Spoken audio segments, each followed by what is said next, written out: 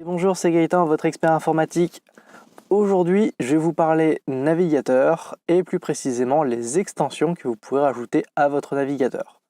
Alors, de base, on va commencer. Un navigateur internet, c'est ce qui vous permet par exemple de visionner cette vidéo si vous êtes sur ordinateur ou de faire vos recherches via Google, de visualiser vos sites préférés, faire des recherches diverses et variées, se former en ligne, bref, faire tout un tas de choses.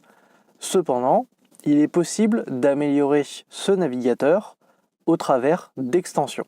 Une extension, c'est un tout petit programme qui va se rajouter dans le navigateur, donc pas besoin de l'installer en plus du navigateur, il va vraiment s'installer dedans et il va lui permettre de faire diverses choses. Donc suivant le navigateur que vous utilisez, ça aura peut-être pas le même nom. Je crois que sur Firefox ça s'appelle plugin et sur Chrome ça s'appelle extension, Opera je ne sais pas, et Internet Explorer je ne sais pas non plus. Mais sur le principe, c'est pas le meilleur des navigateurs non plus, donc autant éventuellement attendre le prochain de Microsoft. Donc on va juste parler Firefox et Google Chrome. Alors les extensions sont assez souvent faites par la même boîte de développement entre les deux logiciels, les deux navigateurs, mais c'est pas forcément le cas. Donc il se peut que vous ne trouviez pas les extensions que je vous citerai par exemple pour vous aider au travers de vos navigations. Mais en général, on les retrouve des deux côtés, ou en tout cas il y en a des assez similaires. Alors je n'ai pas les noms exacts en tête, mais je vous mettrai tous les liens en barre d'infos si ça vous intéresse, et au pire n'hésitez pas à faire une petite recherche Google si jamais vous voulez quelque chose et que vous pensez ne pas être le seul à le vouloir, on ne sait jamais, si ça se trouve ça existe déjà.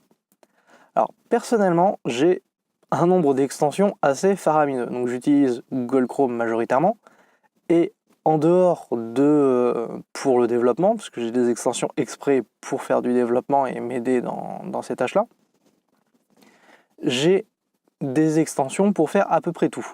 Donc comme je vous l'avais dit dans une précédente vidéo, je pratique le cashback, c'est-à-dire que quand je fais des achats via un site, je passe par une méthode qui me permet de récupérer de l'argent sur mes achats. J'ai donc une extension qui me permet de automatiquement scanner les sites sur lesquels je vais et me notifier si jamais sur la boutique e-commerce sur laquelle je suis, il existe ou non un cashback. Et ça me l'affiche et je peux automatiquement me connecter et automatiquement bénéficier du bonus s'il y en a un. Donc là, ça va dépendre bien entendu du site de cashback sur lequel vous êtes.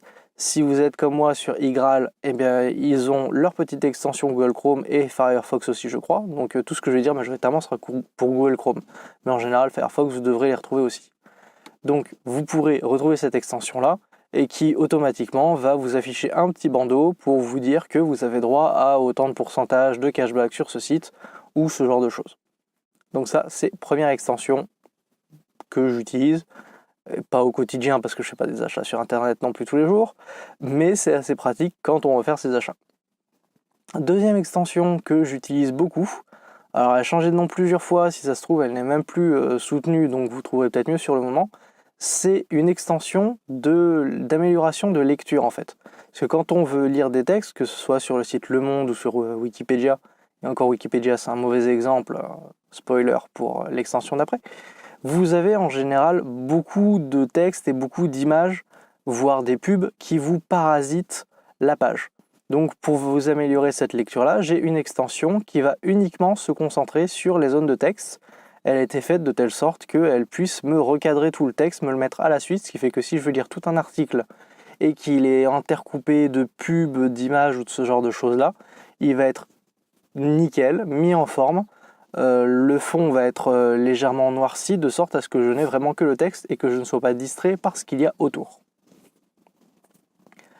On parlait de Wikipédia, j'ai une extension qui s'appelle aussi Wikiwand qui en fait va détecter dès que j'arrive sur les pages de Wikipédia et me rediriger vers un autre site qui va refaire toute la mise en forme de Wikipédia. Donc ça va être un site nettement plus joli, nettement plus pratique je trouve que Wikipédia. Là après ce sera à vous d'en juger. Mais vous verrez bien, personnellement j'utilise beaucoup Wikipédia quand j'ai à faire des recherches et du coup cette extension là me permet de basculer sur un site Wikipédia-like, on va dire, qui ressemble fortement à Wikipédia mais qui n'est pas Wikipédia, avec une mise en forme nettement plus prononcée et quelque chose de beaucoup plus lisible. J'ai parlé tout à l'heure des publicités. Ça, c'est le pire fardeau d'Internet selon moi, les publicités. Du coup, pour les bloquer, j'ai Adblock, tout simplement. Pareil, je vous mets le lien juste en dessous dans la description, qui vous permet de bloquer 95% des publicités des sites. Donc que ce soit sur YouTube, que ce soit sur Facebook, que ce soit sur Twitter ou sur n'importe quel site, toutes les publicités les plus communes, les plus générales vont être automatiquement bloquées et je ne les verrai pas.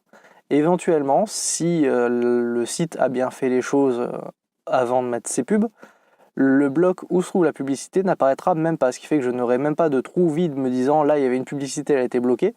Ce sera vraiment tout nickel, impeccable, j'aurai le site comme s'il n'y avait jamais eu de publicité dessus.